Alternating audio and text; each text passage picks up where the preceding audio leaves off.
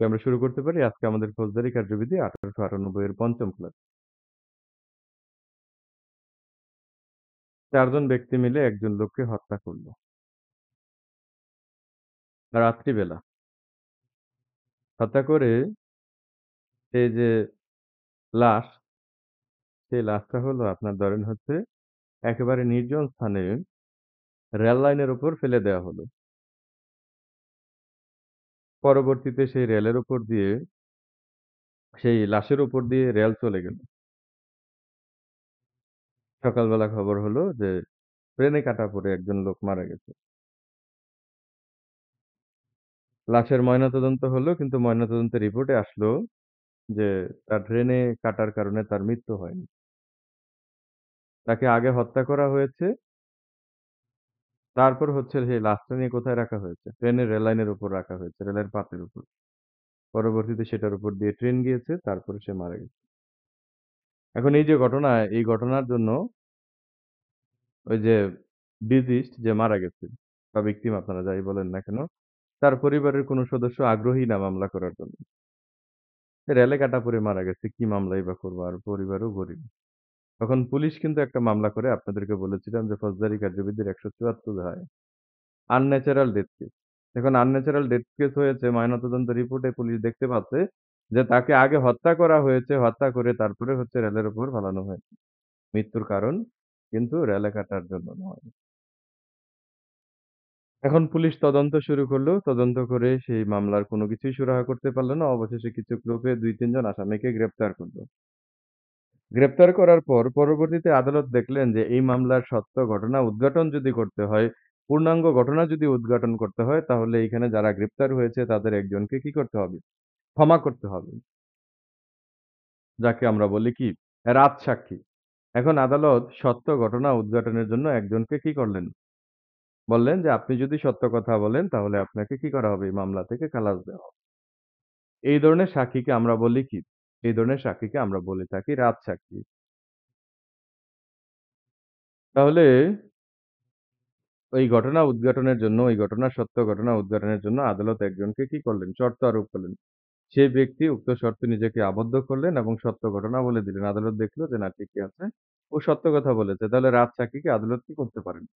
ক্ষমা করতে পারেন। এই ৩৩৭ ধারায় বলা আছে, হ্যাঁ, অপরাধীর সহযোগীকে ক্ষমা প্রদর্শন। Tender of pardon to the accomplice. তাহলে tender of pardon to the accomplice অপরাধীর সহযোগীকে কে ক্ষমা প্রদর্শন করতে পারেন? যেই অপরাধের ক্ষেত্রে শাস্তি হলো ১০ বছর পর্যন্ত কারাদণ্ডযোগ্য। তাহলে যে অপরাধের ক্ষেত্রে শাস্তি কি? শাস্তি হলো ১০ বছর পর্যন্ত কারাদণ্ডযোগ্য। তাহলে সেই ক্ষেত্রে কে ক্ষমা করতে পারেন? যে ম্যাজিস্ট্রেট অপরাধ আমলে নিয়েছিলেন, সেই ম্যাজিস্ট্রেটই হচ্ছে অপরাধের সহযোগীকে ক্ষমা প্রদর্শন করতে পারেন। উদ্দেশ্য কি? ক্ষমা প্রদর্শন করার, রাজসাক্ষীকে ক্ষমা করার উদ্দেশ্য হলো সত্য ঘটনা কি করা? সত্য ঘটনা প্রকাশ করা বা সত্য ঘটনা উদ্ঘাটন করা। ৩৩৮ ধারায় বলা আছে হ্যান্ড রেইজ করে বসে আছেন। কে হ্যান্ড রেইজ করেছেন? আইনান ভাই বলেন। বলেন। আসসালামু আলাইকুম স্যার। জি।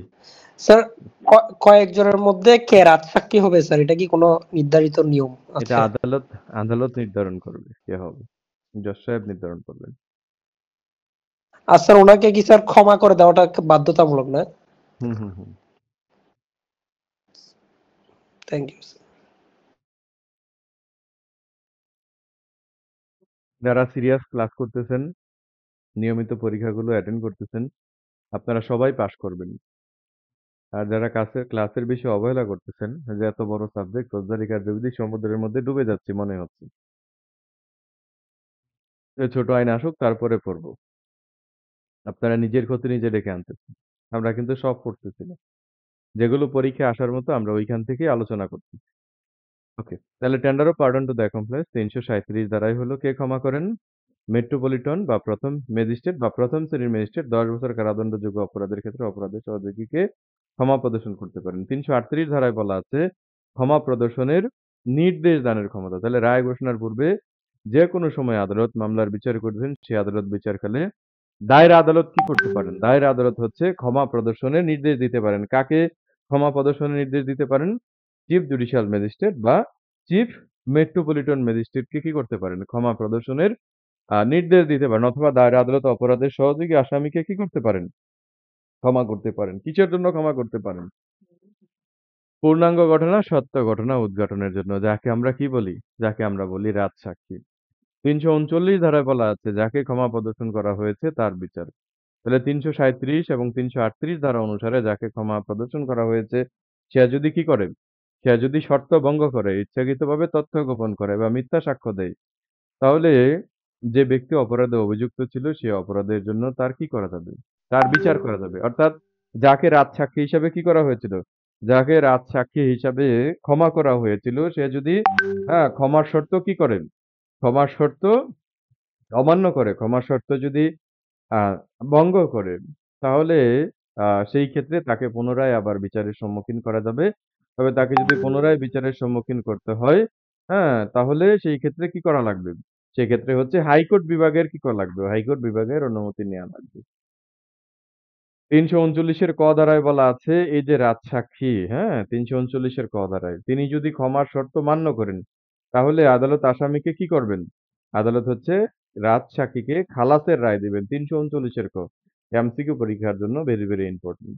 তাহলে রাজসাক্ষীকে ক্ষমা কত ধারায় আছে? রাজসাক্ষীকে ক্ষমা আছে হচ্ছে ৩৩৯ এর ক ধারায়। ৩৩৯ এর খ, ৩৩৯ এর be very, very important. MCQ পরীক্ষায় কোশ্চেন আসবে। ট্রায়াল ইন অ্যাবসেন্সিয়া আসামির অনুপস্থিতিতে বিচার সংক্রান্ত ফৌজদারি কার্যবিধির কত ধারায় আছে? উত্তর হবে ৩৩৯ এর খ ধারায় আছে। একেবারেই ট্রু সেন্সে যদি বলি, ধরেন আপনি বাদী পক্ষের লইয়ার। আপনি একটা মামলা দায়ের করেছেন। সেই মামলায় ম্যাজিস্ট্রেট অপরাধ আমলে নিয়েছে। অপরাধ আমলে নিয়ে আসামিকে হাজির হওয়ার জন্য ১ম এ কি করেছে? সমন দিয়েছে। এখন সমন দেওয়ার পর আসামি হাজির হলো না। তাহলে সেই ক্ষেত্রে কি দেওয়া হবে? সমন দেওয়ার পর যদি আসামি হাজির না হয়, তাহলে আসামি হাজির হওয়ার জন্য ওয়ারেন্ট দেওয়া হবে। এখন ওয়ারেন্ট দেওয়া হলো, ওয়ারেন্ট প্রদান করা হলো, আসামি হাজির হলো না। তাহলে সেই ক্ষেত্রে কি হবে? সেই ক্ষেত্রে আদালত হচ্ছে ৮৭ ধারায় আসামিকে হাজির হওয়ার জন্য হুলিয়া জারি করবেন।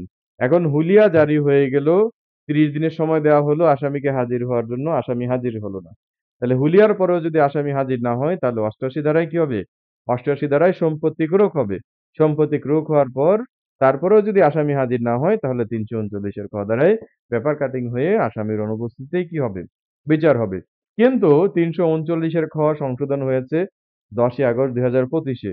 ৩৩৯ এর খ এর সংশোধনীতে বলা আছে, বিচারের ক্ষেত্রে আসামি যদি অনুপস্থিত থাকে, আগেও যদিও ৮৭ এবং ৮৮ ধারার যে বিধান এটা ম্যান্ডেটরি ছিল হুলিয়া জারি এবং সম্পত্তি ক্রোক। এখন হুলিয়া জারি, সম্পত্তি ক্রোক না করেও আদালত কি করতে পারেন? বিচারিক কার্যক্রম চালিয়ে নিতে পারেন। অর্থাৎ এখন থেকে ৮৭ এবং ৮৮ ধারা, হুলিয়া জারি এবং হচ্ছে কি সম্পত্তি ক্রোক এটার কি নাই? এটার কোনো আবশ্যকতা নাই, বাধ্যবাধকতা নাই। এবং ইতিপূর্বে আগে ছিল যে আসামির অনুপস্থিতিতে বিচারের ক্ষেত্রে আমার মনে হয় এটা পরীক্ষায় চলেই আসবে। যে আসামির অনুপস্থিতিতে বিচারের ক্ষেত্রে যেমন ৮৭ এবং ৮৮ ধারার বাধ্যবাধকতা নাই, ঠিক তেমনি আগে ছিল কি? যে আসামির অনুপস্থিতিতে যদি বিচার করতে হয় সেক্ষেত্রে কমপক্ষে ২ টা বাংলা জাতীয় দৈনিক পত্রিকায় কি করা লাগতো? কমপক্ষে ২ টা বাংলা জাতীয় দৈনিক পত্রিকায় বিজ্ঞপ্তি দেওয়া লাগতো। আর এখন কয়টা বাংলা জাতীয় দৈনিক পত্রিকায় বিজ্ঞপ্তি দেওয়া লাগে? এখন সংশোধন হয়েছে। এই সংশোধনীতে বলা আছে যে কমপক্ষে একটা বাংলা জাতীয় দৈনিক পত্রিকায় বিজ্ঞপ্তি দিলেই কি হবে? হয়ে যাবে। তাহলে কয়টা বাংলা জাতীয় দৈনিক পত্রিকায় বিজ্ঞপ্তি দিতে হবে? উত্তর কি হবে? একটি বাংলা জাতীয় দৈনিক পত্রিকায় বিজ্ঞপ্তি দিলেই হয়ে যাবে। আগে ছিল ২ টি। ৩৩৯ এর খ এটা এখানে বলা আছে, আসামি ধরেন আদালতে হাজির ছিল। আসামি আদালতে হাজির হয়ে জামিনে মুক্তি হয়েছে। এখন জামিনে মুক্ত হওয়ার পর যদি আসামি পলাতক হয় বা হাজির হতে ব্যর্থ হয়, তাহলে সেই ক্ষেত্রে তার অনুপস্থিতিতেই বিচার কার্য কি করবেন? বিচার কার্য পরিচালনা করবেন। তাহলে সেই ক্ষেত্রে উপরের যেই ৮৭, ৮৮ পেপার কাটিং এগুলো কোনো কিছুর কি নেই? কোনো কিছুরই প্রয়োজন নেই। তাহলে আসামি হাজির হওয়ার পর বা জামিনে মুক্ত হওয়ার পর যদি আসামি পলাতক হয়, তাহলে উপধারা ১ এর যে বিধান ৮৭, ৮৮, ট্রায়াল ইন অ্যাবসেন্সিয়ার ক্ষেত্রে একটা বাংলা জাতীয় দৈনিক পত্রিকার বিজ্ঞপ্তি, এগুলো আপনার কি নেই? এগুলো আপনার প্রয়োজন নেই। ৩৩৯ এর গ ধারায় বলা আছে, মামলা নিষ্পত্তির সময়সীমা very, very important. Huge important MCQ পরীক্ষার জন্য। তাহলে মামলা নিষ্পত্তি কত দিনের মধ্যে করতে হবে?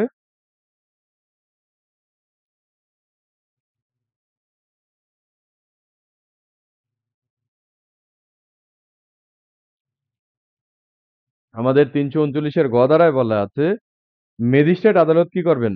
ম্যাজিস্ট্রেট আদালত ১৮০ দিনের মধ্যে মামলা নিষ্পত্তি করবেন। এবং দায়রা জজ এবং অতিরিক্ত দায়রা জজ কত দিনের মধ্যে মামলা নিষ্পত্তি করবেন? দায়রা জজ বা হচ্ছে কি অতিরিক্ত দায়রা জজ বা যুগ্ম দায়রা জজ ৩৬০ দিনের মধ্যে কি করবেন? ৩৬০ দিনের মধ্যে মামলা নিষ্পত্তি করবেন।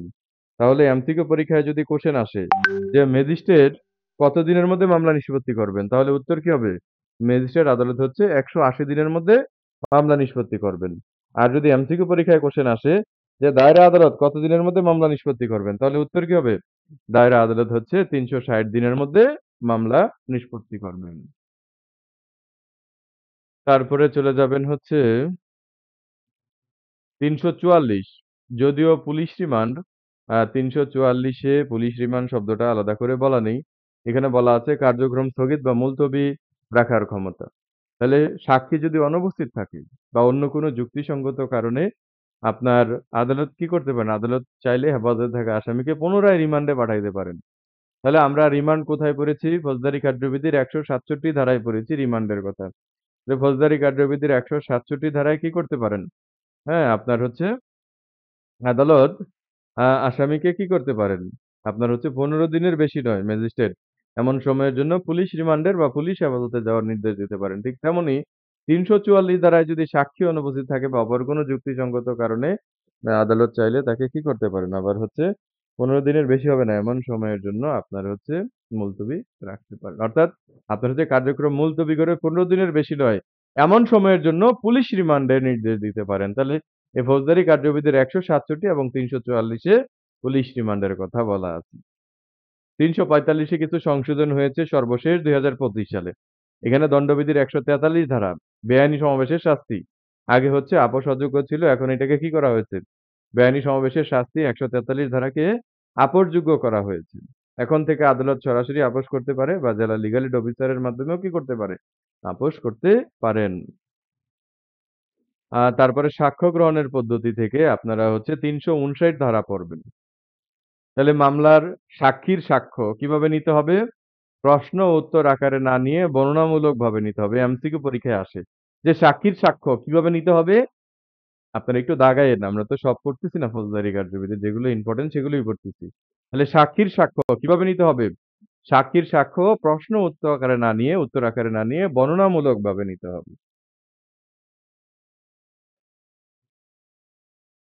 ৩৬৭ ৩ ৩৬৭ কি আছে? বিকল্প রায়।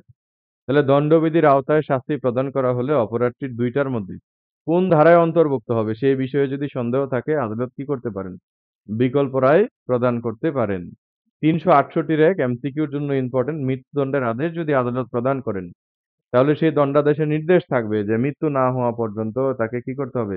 তার গলায় ফাঁসি দিয়ে ঝুলিয়ে রাখতে হবে। কোথায় বলা আছে? ৩৬৮ একে বলা আছে যে মৃত্যুদণ্ডের আদেশ। তাহলে আপনার কোনো ব্যক্তিকে যদি মৃত্যুদণ্ডের আদেশ প্রদান করা হয়, দণ্ডাদেশে নির্দেশ থাকবে মৃত্যু না হওয়া পর্যন্ত তার গলায় ফাঁসি দিয়ে কি করতে হবে? ফাঁসি দিয়ে ঝুলিয়ে রাখতে হবে। ৩৬৮ ও বলা আছে যাবজ্জীবন কারাদণ্ড যদি কোনো আসামিকে দেওয়া হয়, তাহলে ওই ব্যক্তিকে আপনার হচ্ছে কোথায় রাখতে হবে? সেটা হচ্ছে আপনার কোথায় প্রেরণ করতে হবে সেটা কিন্তু উল্লেখ থাকবে না। ৩৬৯ ধারায় বলা আছে আদালত কি করতে পারেন? আদালত সাধারণত রায় পরিবর্তন করতে পারবেন না। একবার যদি রায় দিয়ে দেন, তাহলে সেক্ষেত্রে আদালত রায় পরিবর্তন করেন না। একবার যদি আদালত রায় দেন, সেই রায়টা আর কি হয় না? পরিবর্তন হয় না। ভেরি, ভেরি ইম্পোর্টেন্ট লাল কালি দিয়ে দাগায় রাখতে পারেন। ৩৬৯ যে আদালত রায় পরিবর্তন করেন না। কোথায় আছে? ৩৬৯ ধারায় আছে। তাহলে কখন আদালত রায় পরিবর্তন করেন? ক্লেরিক্যাল মিস্টেক বা হচ্ছে অ্যারিথমেটিক্যাল মিস্টেক। কৌণিক বা গাণিতিক ভুল হলে সেই ক্ষেত্রে আদালত কি করতে পারেন? রায় সংশোধন বা পরিবর্তন করতে পারেন। তাহলে কৌণিক ভুল আপনার হচ্ছে জরিমানা হওয়ার কথা ছিল ২ লাখ কিন্তু হয়ে গেছে কত? হয়ে গেছে হচ্ছে ২০,০০০। জরিমানা হওয়ার কথা ছিল ৫ লাখ কিন্তু হয়ে গেছে কত? ৫০,০০০। বা হচ্ছে ৫০,০০০ হওয়ার কথা ছিল ৫ লাখ হয়ে গিয়েছে। তাহলে সেই ক্ষেত্রে আদালত কি করতে পারেন? আদালত সেই ক্ষেত্রে সেই রায় পরিবর্তন করতে পারেন। ক্লেরিক্যাল মিস্টেক বা কৌণিক ভুল, গাণিতিক ভুলের ক্ষেত্রে আদালত রায় পরিবর্তন করতে পারেন। তাছাড়া আদালত কি করেন না? আদালত একবার যদি রায় দিয়ে দেন, সেই রায় আর পরিবর্তন করেন না। ৩৬৯ আপনাদের সকলের কাছে কোশ্চেন যে দায়রা আদালত কি করতে পারেন? দায়রা আদালত আইন অনুমোদিত যেকোনো দণ্ড দিতে পারেন। যে দায়রা আদালত আইন অনুমোদিত যেকোনো দণ্ড দিতে পারেন সেটা কোথায় বলা আছে? ফৌজদারি কার্যবিধির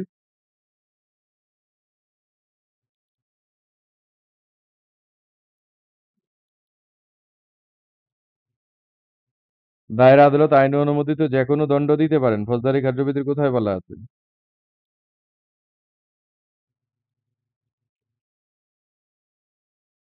32 সরি 31 আছে। 31 এ বলা আছে। তাহলে 31 এর কততে বলা আছে? 31 এর 1 এর 2 31 এর 2 এ না বলা না আছে। 2 হবে মনে হয়। হুম। 2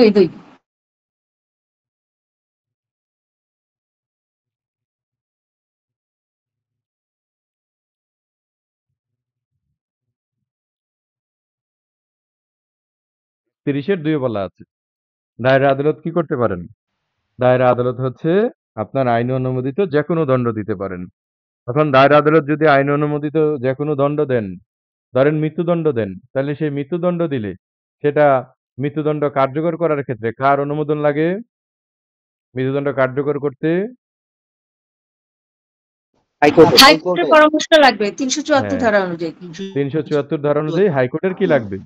হাইকোর্টের অনুমোদন লাগবে। হাইকোর্টের অনুমোদন ব্যতীত কিন্তু কি করা যাবে না? ওই আপনার হচ্ছে মৃত্যুদণ্ডের আদেশ কার্যকর করা যাবে না। ১ মিনিট সবাই যুক্ত থাকবেন।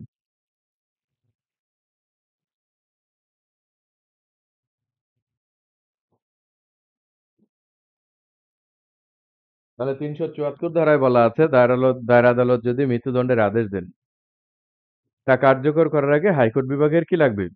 হাইকোর্ট বিভাগের অনুমোদন লাগবে। হাইকোর্ট বিভাগের অনুমতি বা অনুমোদন না দেয়া পর্যন্ত দণ্ড, শাস্তি বা সাজা কি করা যাবে না? কার্যকর করা যাবে না। তাহলে দায়রা আদালত মৃত্যুদণ্ডের আদেশ দিলে তা কার্যকর করার আগে মামলার নথি কাগজপত্র কোথায় দাখিল করবেন? হাইকোর্ট বিভাগে দাখিল করবেন। হাইকোর্ট বিভাগ যতক্ষণ না পর্যন্ত সেইটা বহাল রাখতেছে বা সেই আদেশ দিচ্ছে শাস্তির, হ্যাঁ, ততক্ষণ পর্যন্ত কিন্তু দায়রা আদালত সেই মৃত্যুদণ্ডের আদেশ কার্যকর করবেন না। ৩৭৫ ধারায় বলা আছে দায়রা আদালত কি করতে পারেন? আরো অনুসন্ধান বা আরো অতিরিক্ত সাক্ষ্য গ্রহণ করার জন্য নির্দেশ দিতে পারেন। কার্যক্রম পেশ করার পর হাইকোর্ট বিভাগ যদি মনে করেন দণ্ডিত ব্যক্তির দোষ কিংবা নির্দিষ্ট বিষয় সম্পর্কে আরো অনুসন্ধান হওয়া প্রয়োজন, আরো সাক্ষী নেওয়া প্রয়োজন, তাহলে হ্যাঁ, দায়রা আদালত কি করতে পারেন? আরো অনুসন্ধান বা সাক্ষ্য গ্রহণের জন্য নির্দেশ দিতে পারেন। ৩৭৬ ধারায় বলা আছে ৩৭৪ ধারার পেশকৃত মামলার ক্ষেত্রে দায়রা আদালত হাইকোর্ট বিভাগে যখন ৩৭৪ ধারায় পেশ করবে মামলার কার্যক্রম মৃত্যুদণ্ডের ক্ষেত্রে ৩৭৫ ধারায় যেমন হাইকোর্ট বিভাগ আরো অনুসন্ধান বা অতিরিক্ত সাক্ষ্য গ্রহণের নির্দেশ দিতে পারেন, ৩৭৬ ধারায় হাইকোর্ট বিভাগ কি করতে পারেন? সে মৃত্যুদণ্ডের যে আদেশ সেটা কি করতে পারেন? ইচ্ছা করলে বহাল রাখতে পারেন। তাহলে দায়রা আদালত মৃত্যুদণ্ড দিয়েছে হাইকোর্ট বিভাগ সেটা কি করতে পারেন? বহাল রাখতে পারেন বা অপর কোনো কি করতে পারেন? অপর কোনো শাস্তির আদেশ দিতে পারেন বা অপরাধী সাব্যস্ত করে নতুন বিচারের নির্দেশ দিতে পারেন বা কি করতে পারেন? বা খালাস প্রদানের নির্দেশ দিতে পারেন। ৩৮২ ধারায় এমসিকিউর জন্য ইম্পোর্টেন্ট গর্ভবতী স্ত্রীলোকের আপনার হচ্ছে মৃত্যুদণ্ড স্থগিত। এমসিকিউ পরীক্ষায় আসে যে গর্ভবতী স্ত্রীলোকের মৃত্যুদণ্ড স্থগিত কত ধারায় বলা আছে? গর্ভবতী স্ত্রীলোকের মৃত্যুদণ্ড স্থগিত আছে হচ্ছে ৩৮২ ধারায়। তাহলে হাইকোর্ট বিভাগ কি করতে পারেন? এখানে গর্ভবতী স্ত্রীলোকের মৃত্যুদণ্ড স্থগিত কি দায়রা আদালত করেন না হাইকোর্ট বিভাগ করেন? হাইকোর্ট বিভাগ করেন। তাহলে হাইকোর্ট বিভাগ যদি দেখেন যে একজন স্ত্রীলোক গর্ভবতী তার মৃত্যুদণ্ড দেওয়া হয়েছে, তাহলে মৃত্যুদণ্ড স্থগিত করে যাবজ্জীবন কারাদণ্ডে কি করতে পারেন? দণ্ডিত করতে পারেন। ৩৯৯ ধারায় বলা আছে যে কিশোর অপরাধী আমরা জুভেনাইল ডেলিকুয়েন্সি পড়েছি। তরুণ অপরাধীদেরকে কোথায় রাখতে হবে? ১৫ বছরের কম বয়সে যদি কাউকে কারাদণ্ড দেয় তাহলে তাকে সংশোধনাগারে কি করতে হবে? সংশোধনাগারে আটক রাখতে হবে। ৪০১, ৪০২ এবং ৪০২ এর ক এগুলো হলো শাস্তি স্থগিত, হ্রাস বা মওকুফের ক্ষমতা বলে দেয়া। তাহলে ৪০১ ধারায় কি বলা আছে? ৪০১ ধারায় বলা আছে শাস্তি স্থগিত বা মওকুফ করার ক্ষমতা। সরকার যেকোনো সময়ে বিনা শর্তে বা শর্তে কি করতে পারেন? দণ্ড কার্যকর স্থগিত করতে পারেন বা আংশিক মকুব করতে পারেন, সম্পূর্ণ মাফ করে দিতে পারেন। ১০ বছর কারাদণ্ড দেয়া হতো। সরকার চাইলে ৪০১ ধারায় আসামিকে ১০ বছর কারাদণ্ড মাফ করে দিতে পারেন, মকুব করে দিতে পারেন। ৪০২ ধারায় বলা আছে সরকার দণ্ডপ্রাপ্ত আসামির সম্মতি ছাড়াই আ যাকে মৃত্যুদণ্ড দেয়া হয়েছে, যাকে যাবজ্জীবন কারাদণ্ড দেয়া হয়েছে, সে মৃত্যুদণ্ড বা যাবজ্জীবন কমিয়ে অন্য যেকোনো মেয়াদের কারাদণ্ড বা জরিমানায় কি করতে পারেন? রূপান্তর করতে পারেন। তাহলে মৃত্যুদণ্ডপ্রাপ্ত আসামিকে সরকার ক্ষমা করতে পারেন। কোথায় আছে? ৪০২ ধারায় আছে। যাবজ্জীবন কারাদণ্ডপ্রাপ্ত আসামিকে ক্ষমা করতে পারেন ৪০২ ধারায় আছে। ৪০২ এর কতে বলা আছে? সরকারকে ৪০১ এবং ৪০২ ধারা অনুসারে যে ক্ষমতা অর্পণ করা হয়েছে তা মৃত্যুদণ্ডের ক্ষেত্রে কি করতে পারবেন? রাষ্ট্রপতিও প্রয়োগ করতে পারবেন। তাহলে 402 এর কতে বলা আছে? সরকারকে 401 এবং 402 ধারা অনুসারে যে ক্ষমতা অর্পণ করা হয়েছে মৃত্যুদণ্ডের ক্ষেত্রে, সেটা কে প্রয়োগ করতে পারবেন? সেটা রাষ্ট্রপতিও প্রয়োগ করতে পারবেন। তার মানে সরকার 401 ধারা এবং 402 ধারায় যেমন হচ্ছে অপরাধীকে ক্ষমা করেন, এটা কিন্তু 402 এর কতে বলা আছে? মৃত্যুদণ্ডের ক্ষেত্রেও কি করতে পারবেন? মৃত্যুদণ্ডের ক্ষেত্রেও রাষ্ট্রপতি প্রয়োগ করতে পারবেন। ফৌজদারি কার্যবিধির 403 ধারায় কিসের কথা বলা আছে? ডক্ট্রিন অফ ডাবল জিওপ্রেডির কথা বলা আছে। কিসের কথা বলা আছে? হ্যাঁ, ডক্ট্রিন অফ ডাবল জিওপ্রেডি। তাহলে ডক্ট্রিন অফ ডাবল জিওপ্রেডি কি? ডক্ট্রিন অফ ডাবল জিওপ্রেডি হলো একবার যদি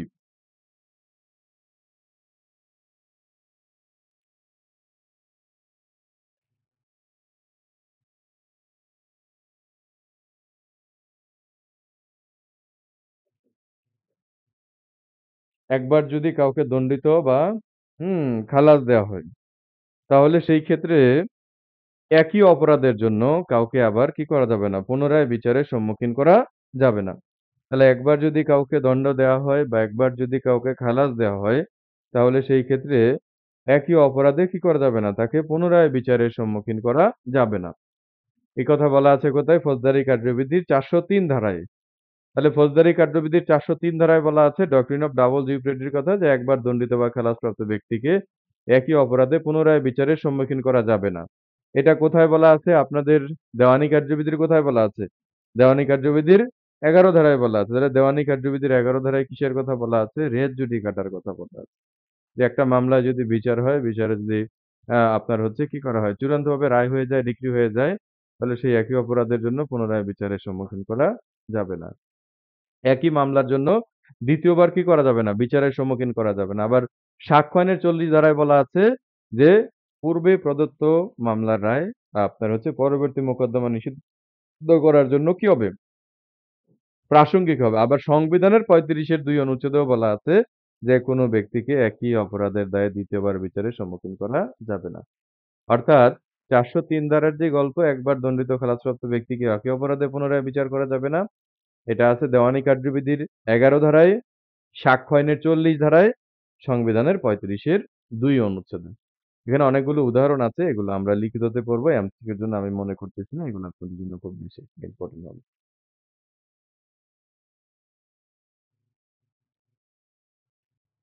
আচ্ছা, আপিল কাকে বলে বলেন তো? আনমিউট করে দিলাম। আপিল কাকে বলে? What is the definition of appeal?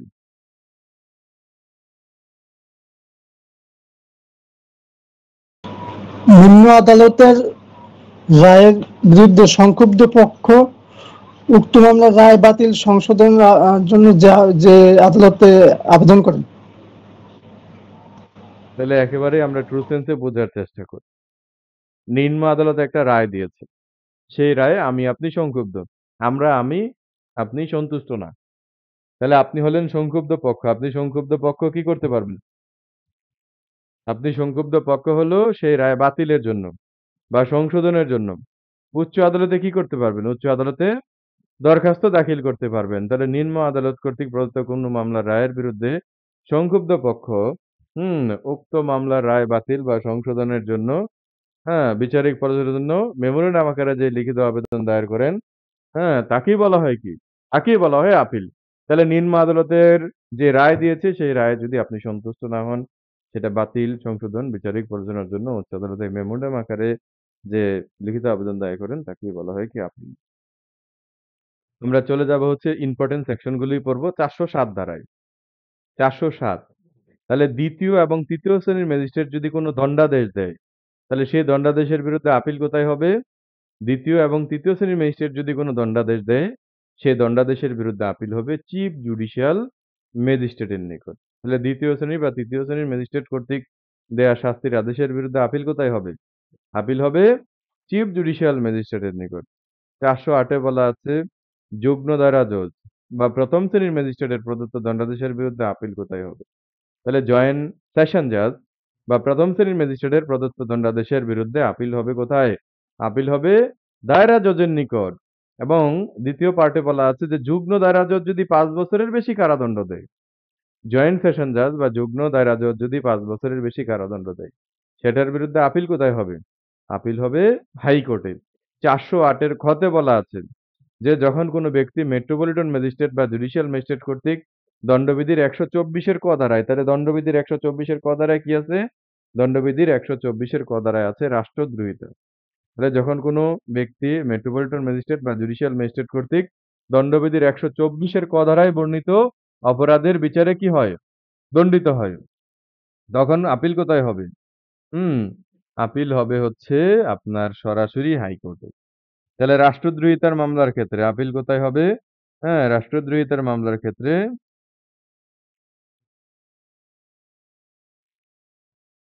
Appeal হবে হচ্ছে কোথায়? আপিল হবে আপনার হচ্ছে হাইকোর্টে।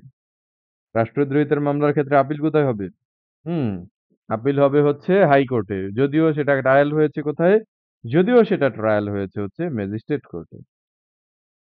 তাহলে একেবারেই ট্রু সেন্সে আমাদের এমসিকিউ পরীক্ষায় 407 এবং 408 এর ক, খ থেকে কোশ্চেন আসতে পারে। 407 ধারায় বলা আছে তৃতীয় শ্রেণীর ম্যাজিস্ট্রেট দণ্ডাদেশের বিরুদ্ধে আপিল হবে চিফ স্যারের নিকট, চিফ জুডিশিয়াল ম্যাজিস্ট্রেটের নিকট।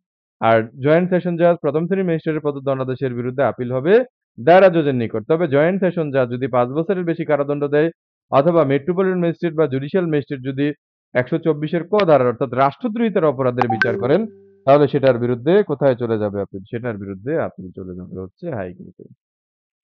410 এ বলা আছে দায়রা আদালত প্রদত্ত দণ্ডাদেশের বিরুদ্ধে আপিল। তাহলে দায়রা জজ, অতিরিক্ত দায়রা জজের দণ্ডাদেশের বিরুদ্ধে আপিল কোথায় যাবে? দায়রা জজ, একটু সবাই লাইনে থাকবেন, হ্যাঁ? একটা মিনিট। হ্যালো, হ্যাঁ। জি, ফকির আব্দুল্লাহ মামুন বলছিলাম।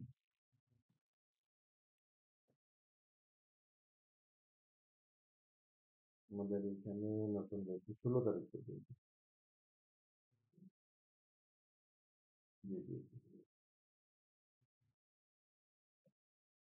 আমাদের হলো নরসিংদীতে।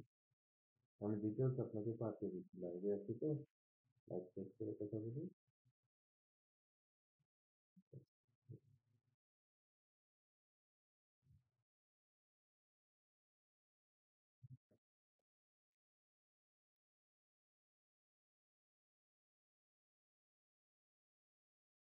দায়রা আদালত কর্তৃক প্রদত্ত দণ্ডাদেশের বিরুদ্ধে আপিল কোথায় হবে? দায়রা জজ, অতিরিক্ত দায়রা জজের প্রদত্ত দণ্ডাদেশের বিরুদ্ধে আপিল কোথায় চলে যাবে? আপিল চলে যাবে হচ্ছে হাইকোর্টে। যে সকল ক্ষেত্রে আপিল চলে না, তাহলে কখন আপিল করতে পারবেন না? 412 ধারায় বলা আছে, আসামি যদি দোষ স্বীকার করে, তাহলে এই দোষ স্বীকার কোন পর্যায়ে করা হবে? এই দোষ স্বীকার হলো চার্জ গঠনের পর্যায়ে করা হবে।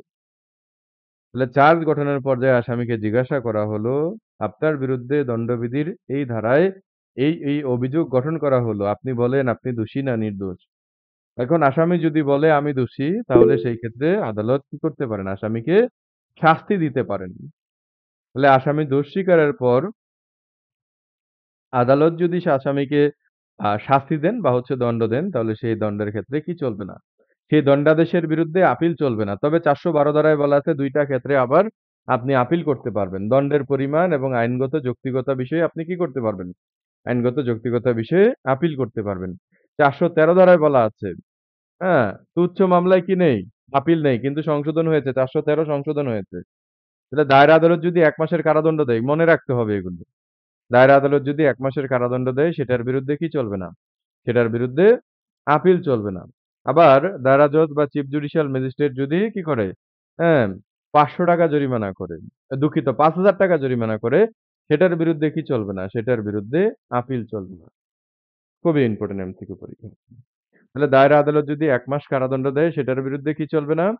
দায়রা আদালত যদি ১ মাস কারাদণ্ড দেয়, সেটার বিরুদ্ধে আপিল চলবে না। আর দায়রা আদালত বা চিফ জুডিশিয়াল ম্যাজিস্ট্রেট যদি ৳৫,০০০ জরিমানা করে, সেটার বিরুদ্ধে কি চলবে না? সেটার বিরুদ্ধে আপিল চলবে না। Very, very important. ৪১৪ দ্বারা সংশোধন হয়েছে। সংক্ষিপ্ত বিচারের রায়ের বিরুদ্ধে আপিল চলবে না। তাহলে সংক্ষিপ্ত বিচারে যদি ৳৫,০০০ জরিমানা করা হয়, সেই আদেশের বিরুদ্ধে কি চলবে না? সেই আদেশের বিরুদ্ধে আপিল চলবে না। এগুলো আগে অল্প ছিল। ৳১৫০ বা ৳২০০ এরকম ছিল। এগুলি সংশোধন হয়ে এখন কত টাকা করা হয়েছে? এখন ৳৫,০০০ করা হয়েছে। ৪১৩ ধারায় তুচ্ছ মামলায় আপিল নেই। 1 মাস কারাদণ্ডের বিরুদ্ধে আপিল নেই, ৫,০০০ টাকা জরিমানার বিরুদ্ধে আপিল নেই। ৪১৪ তে সংক্ষিপ্ত বিচারের রায়ের বিরুদ্ধে কি নেই? আপিল নেই।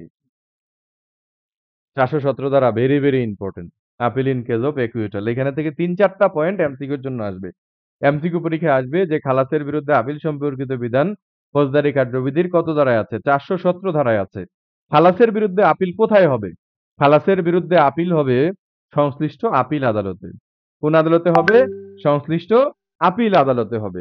তাহলে খালাসের বিরুদ্ধে আপিলের ক্ষেত্রে আপনার হচ্ছে যদি ম্যাজিস্ট্রেট খালাস দেয়, তাহলে সেই ক্ষেত্রে সেটার বিরুদ্ধে আপিল কোথায় হবে? ম্যাজিস্ট্রেট যদি খালাস দেয় সেটার বিরুদ্ধে আপিল হবে দায়রা আদালতে। আর দায়রা আদালত যদি খালাস দেয় সেটার বিরুদ্ধে আপিল কোথায় হবে? হ্যাঁ, সেটার বিরুদ্ধে আপিল হবে হচ্ছে হাইকোর্ট বিভাগে। তাহলে ম্যাজিস্ট্রেট যদি খালাস দেয় সেটার বিরুদ্ধে দায়রা আদালতে আপিল, দায়রা আদালত যদি খালাস দেয় সেটার বিরুদ্ধে কোথায় আপিল হবে? হাইকোর্ট বিভাগে আপিল হবে। তাহলে ২ টা মামলা, একটা মামলা হলো জিআর, আরেকটা মামলা হলো সিআর। তাহলে সিআর মামলার ক্ষেত্রে ফরিয়াদি যদি আপনার আসামিকে যদি খালাস দেওয়া হয়, তাহলে সেই ক্ষেত্রে ফরিয়াদি বা বাদী কতদিনের মধ্যে আপিল করতে পারবে? তাহলে একেবারেই ট্রু সেন্সে আমরা যদি বলি যে সিআর মামলার ক্ষেত্রে যদি আসামিকে খালাস দেওয়া হয় তাহলে ফরিয়াদি বা বাদী ৬০ দিনের মধ্যে সেই খালাসের বিরুদ্ধে কি করতে পারবে? আপিল করতে পারবে। তাহলে আপনাদের এমসিকিউ পরীক্ষায় যদি কোশ্চেন আসে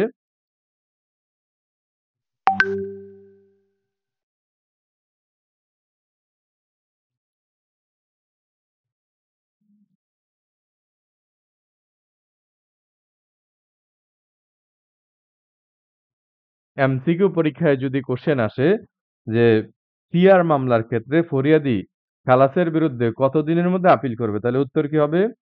সিআর মামলার ক্ষেত্রে ফরিয়াদি খালাসের বিরুদ্ধে হচ্ছে কতদিনের মধ্যে আপিল করবে? ৬০ দিনের মধ্যে আপিল করবে। এমসিকিউ পরীক্ষায় যদি কোশ্চেন আসে যে জিআর মামলার ক্ষেত্রে রাষ্ট্রপক্ষ পাবলিক প্রসিকিউটর কতদিনের মধ্যে আপিল করবে? তাহলে উত্তর কি হবে? আপনার জিআর মামলার ক্ষেত্রে পাবলিক প্রসিকিউটর অর্থাৎ রাষ্ট্রপক্ষ আপিল করবে কতদিনের মধ্যে? আপিল করবে হচ্ছে ৬ মাসের মধ্যে। কতদিনের মধ্যে? ৬ মাসের মধ্যে। অনেকগুলো পয়েন্ট। খালাসের বিরুদ্ধে আপিল কত ধারা? ৪১৭ ধারা। খালাসের বিরুদ্ধে আপিল কোথায় হবে? সংশ্লিষ্ট আপিল আদালতে। অর্থাৎ ম্যাজিস্ট্রেট খালাস দিলে আপিল হবে দায়রাতে, দায়রা খালাস দিলে আপিল হবে হাইকোর্টে। খালাসের বিরুদ্ধে ফরিয়াদি কতদিনের মধ্যে আপিল করবে? Very important. খালাসের বিরুদ্ধে ফরিয়াদি আপিল করবে ৬০ দিনের মধ্যে। খালাসের বিরুদ্ধে আপনার হচ্ছে পাবলিক প্রসিকিউটর কতদিনের মধ্যে আপিল করবে? খালাসের বিরুদ্ধে পাবলিক প্রসিকিউটর আপিল করবে ৬ মাস। আচ্ছা, তারপরে আপনার জিআর মামলার ক্ষেত্রে পাবলিক প্রসিকিউটর ম্যাজিস্ট্রেট যদি খালাস দেয়, তাহলে খালাসের বিরুদ্ধে আপিল কোথায় করবে? দায়রা আদালতে আপিল করবে। এখন দায়রা আদালতে যদি খালাসের আদেশ বহাল রাখেন, তাহলে সেই ক্ষেত্রে জিআর মামলার ক্ষেত্রে, থানার মামলার ক্ষেত্রে পাবলিক প্রসিকিউটর হাইকোর্টে কি করতে পারেন? হাইকোর্টে দ্বিতীয় আপিল করতে পারেন। কি করতে পারেন? হাইকোর্টে দ্বিতীয় আপিল করতে পারেন। খুবই ইম্পোর্টেন্ট।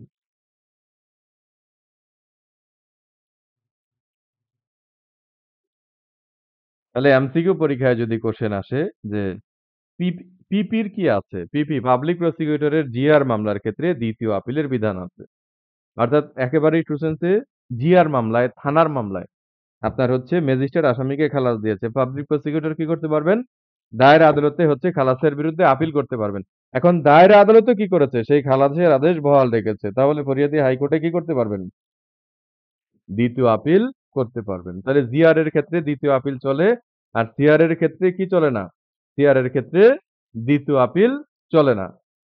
৪১৭ ক ধারায় বলা আছে অপর্যাপ্ত দণ্ডাদেশের বিরুদ্ধে আপিল। তাহলে অপর্যাপ্ত দণ্ডাদেশের বিরুদ্ধে আপিল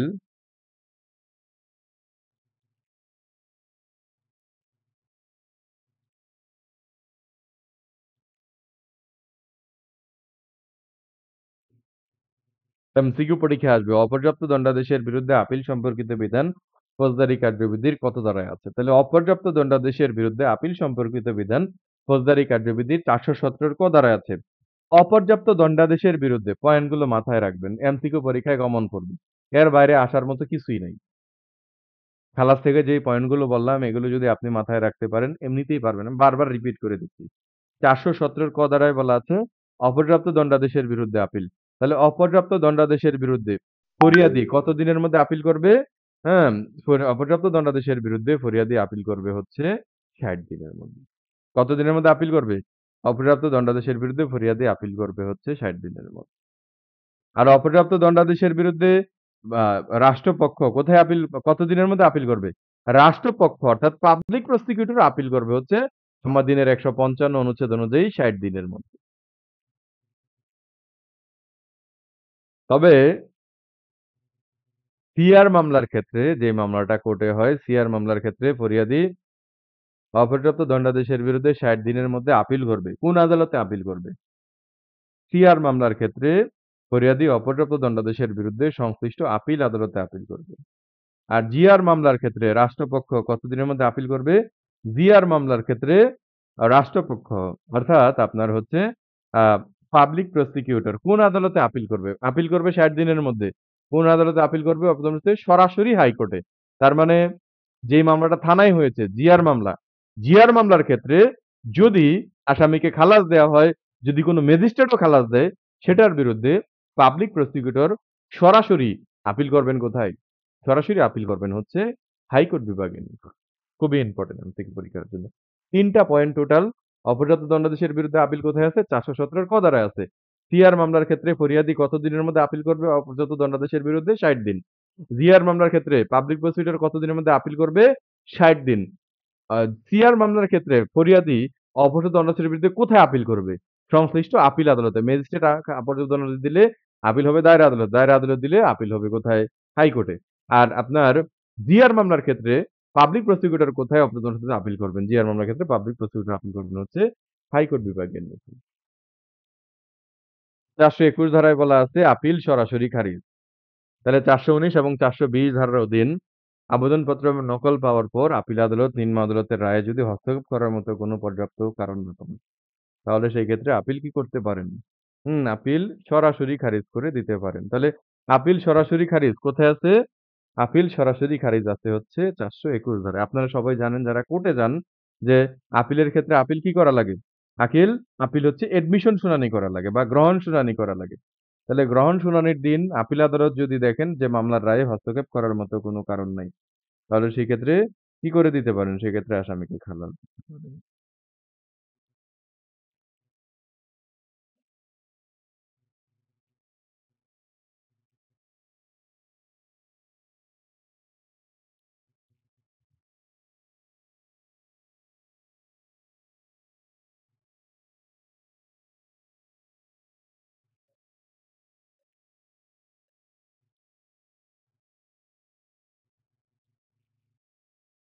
এই জিনিসটা ভুল হয়েছে।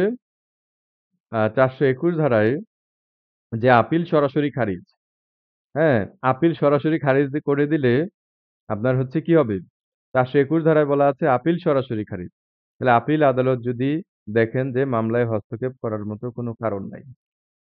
আপিল আদালত যদি দেখেন যে মামলায় হস্তক্ষেপ করার মতো কোনো কারণ নাই, তাহলে এডমিশন শুনানির দিনই আপিল সরাসরি কি করতে পারেন? আপিল সরাসরি খারিজ করে দিতে পারেন। এই এতটুকু জানলেই হবে। তাহলে এমসিকিউ পরীক্ষায় আসবে যে আপিল সরাসরি খারিজ। একটু আগে যেটা বলেছি সেটা হয়তোবা একটা কথা মিস্টেক হয়েছে। আপিল সরাসরি খারিজ কোথায় আছে? আপিল সরাসরি খারিজ আছে হচ্ছে ৪২১ ধারাতে আছে।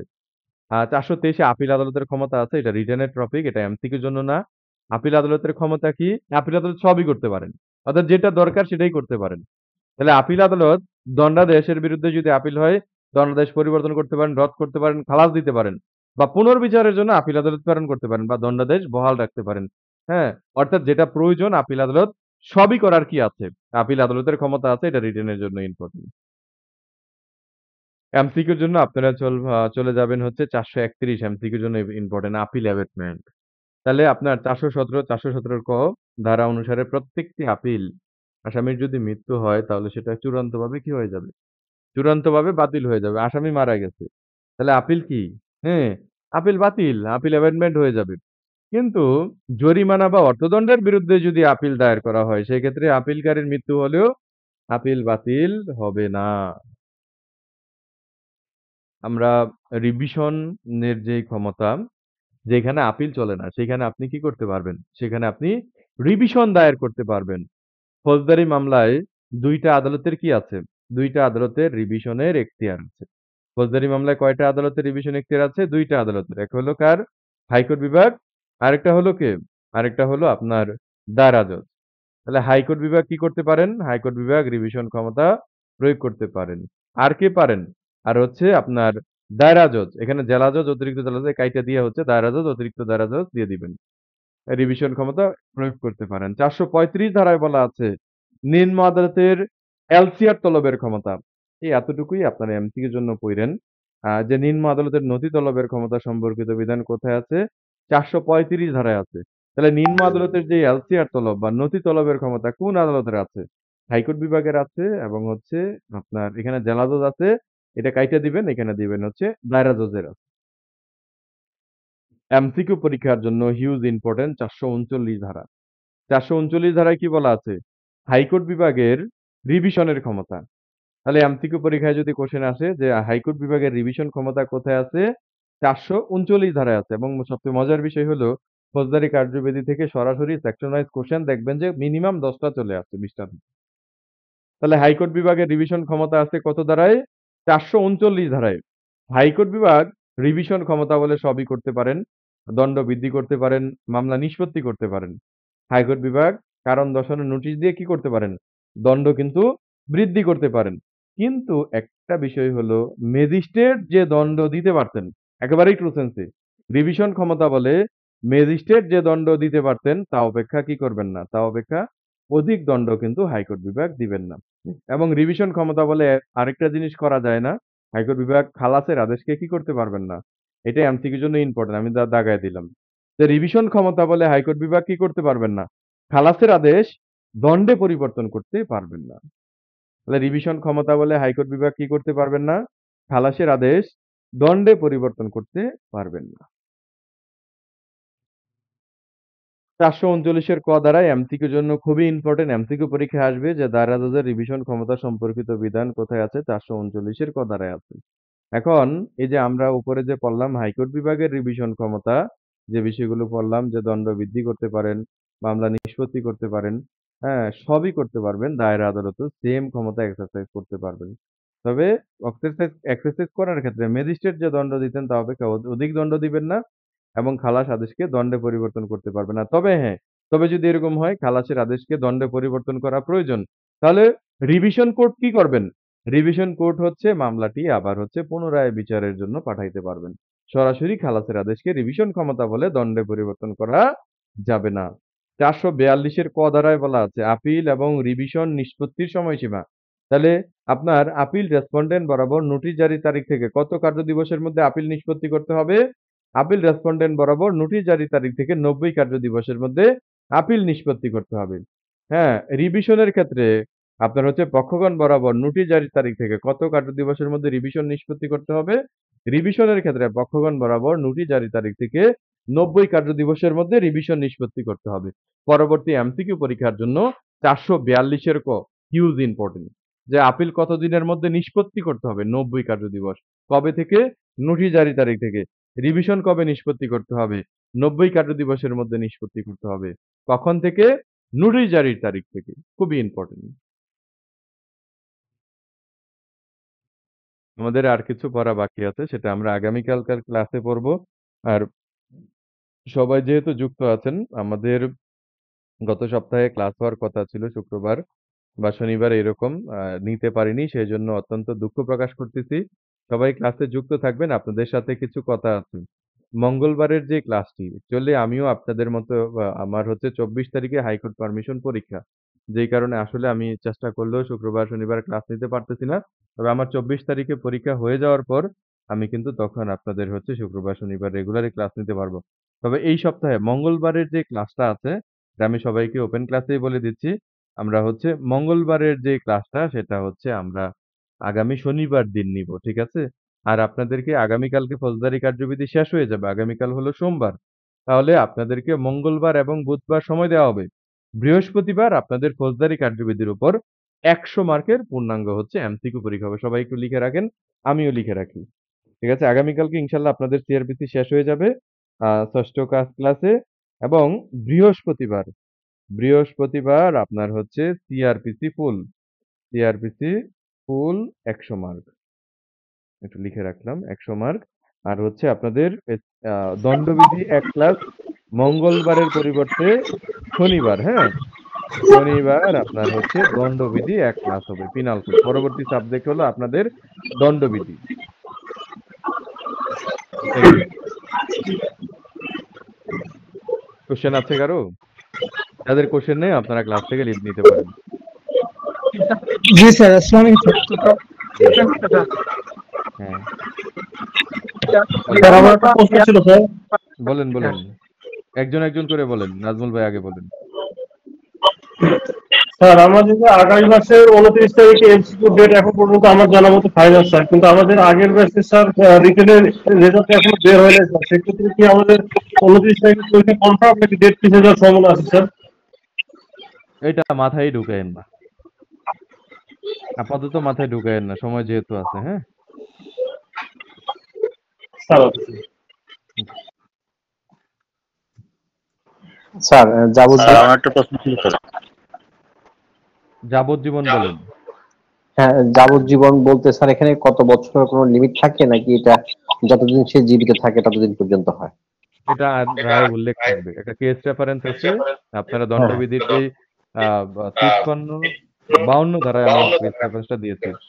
দেখবেন যে যদি রায়ে উল্লেখ থাকে আনটিল ডেথ, তাহলে সেই ক্ষেত্রে আপনার হচ্ছে মৃত্যুর পূর্ব পর্যন্ত। আর যদি রায়ে উল্লেখ থাকে যে 30 বছর, তাহলে সেক্ষেত্রে 30 বছর হবে। ও স্যার, জি স্যার। তবে সাধারণত যাবজ্জীবন কারাদণ্ড যদি বলে দেয়া না থাকে, তাহলে 30 বছর ধরেই হিসাব করতে হবে। ও আচ্ছা স্যার, জি স্যার। সুমন ভাই বলেন। আবুল কালাম আজাদ ভাই বলেন। স্যার আমার প্রশ্ন ছিল স্যার 412 ধারা স্যার দোষ স্বীকারের ক্ষেত্রে হ্যাঁ, হ্যাঁ। দোষ স্বীকার করলে দণ্ড আপিল চলবে না স্যার। সেক্ষেত্রে আর সবাই যদি কোনো আসামি রিমান্ডে দোষ স্বীকার করে সেক্ষেত্রে কি স্যার সাজা দিলে আপিল করা যাবে স্যার?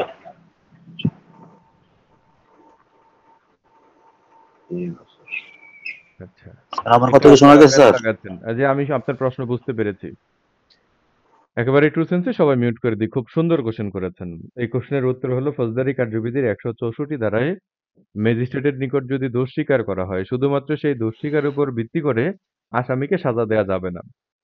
তাহলে সেটার সাথে কি লাগবে? কোরোবোরেটিভ এভিডেন্স লাগবে। কোরোবোরেটিভ এভিডেন্স ব্যতীত শুধুমাত্র ফৌজদারি কার্যবিধির 184 ধারা জবানবন্দির উপর যদি ভিত্তি করে সাজা দেওয়া হয়, সেটা বেআইনি হবে, আইনি হবে না।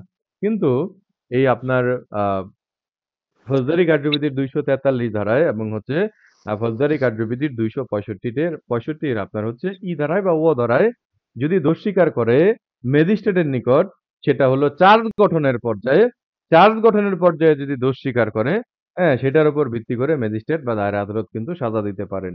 তাহলে আমাদের 412 ধারায় যেটা বলা আছে সেই সাজাটা হলো কোন পর্যায়ে দেওয়া হবে? চার্জ গঠনের পর্যায়ে দেওয়া হবে। আদালত আপনাকে জিজ্ঞাসা করবে, আবুল কালাম ভাই, আপনার বিরুদ্ধে দণ্ডবিধির এই ধারায় এই অভিযোগ গঠন করা হলো। আপনি বলেন আপনি দোষী না নির্দোষ। তাহলে চার্জ গঠনের সময় আপনি যদি বলেন আমি দোষী, তাহলে সেক্ষেত্রে আপনাকে দণ্ড দেওয়া হবে। আর যদি বলেন আপনি নির্দোষ, তাহলে সেক্ষেত্রে সাক্ষী আসবে। তাহলে আপনি বলছেন আপনি দোষী, আপনাকে দণ্ডাদেশ দেওয়া হলো। তাহলে সেই দণ্ডাদেশের বিরুদ্ধে আপনি আপিল করতে পারবেন না। আপনি কি করতে পারবেন?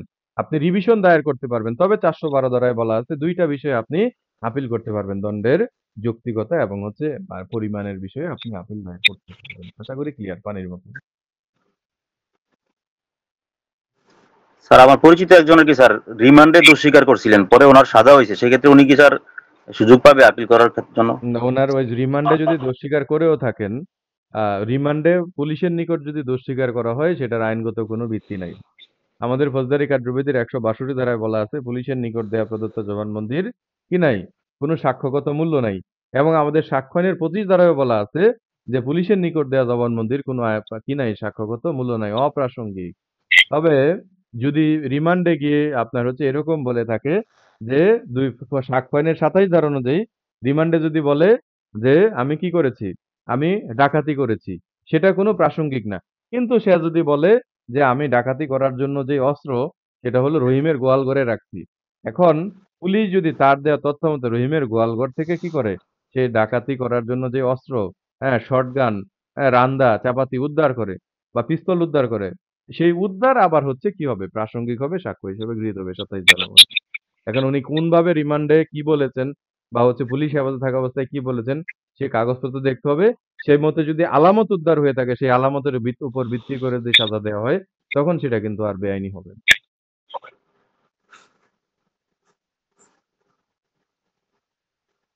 ক্লিয়ার? জি স্যার, থ্যাংক ইউ স্যার। জি।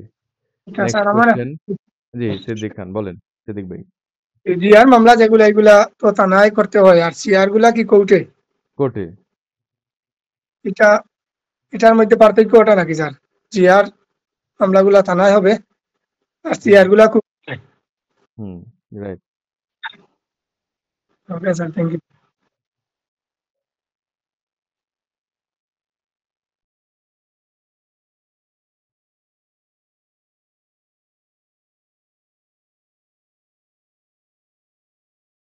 আলী আরাফাত ভাই বলেন। স্যার এখানে একটু আপিল নিয়ে কোশ্চেন করতে চাচ্ছি যে আপিল আমরা দেখলাম দায়রা জজ আদালতে এবং হাইকোর্ট বিভাগে, কিন্তু স্যার সুপ্রিম কোর্টে তো দুইটা বিভাগ, হাইকোর্ট বিভাগ আর আপিল বিভাগ। আপিল তো বিভাগ। স্যার এটা কি আপিল বিভাগে করা হয় না? বুঝি না। মানে হাইকোর্ট বিভাগকে আপিল বলতে কি হাইকোর্ট বিভাগ নাকি হাইকোর্ট বিভাগ সুপ্রিম কোর্টের যে দুইটা অংশ হাইকোর্ট বিভাগ এবং হাইকোর্ট আপিল বিভাগে বিভাগ? আপিল করা হবে। আপিল হাইকোর্ট বিভাগ। হাইকোর্ট বিভাগে। হাইকোর্ট, হুম। ঠিক আছে।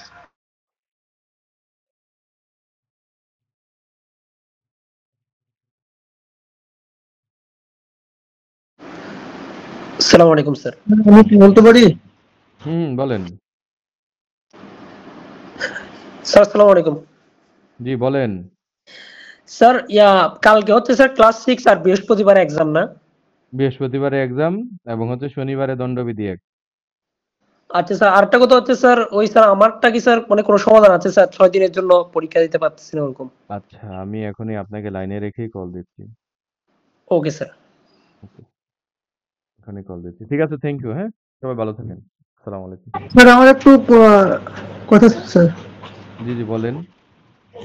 স্যার কোনো একটা সাবজেক্ট পড়ে কমপ্লিট করলাম, করার পরে স্যার প্রতিটা ধারার যে বিষয়বস্তু এটা অনেকদিন পর্যন্ত মেমোরিতে থাকে খুব ভালোভাবে, কোনো সমস্যা হচ্ছে না, কিন্তু এই কোন ধারাভিত্তিক এই বিষয়টা এটা স্যার মনে রাখতে পারতেছি না কোনোভাবে। এটার ওয়েটা স্যার কিভাবে একটু যদি আর একটু পরামর্শ দিতেন।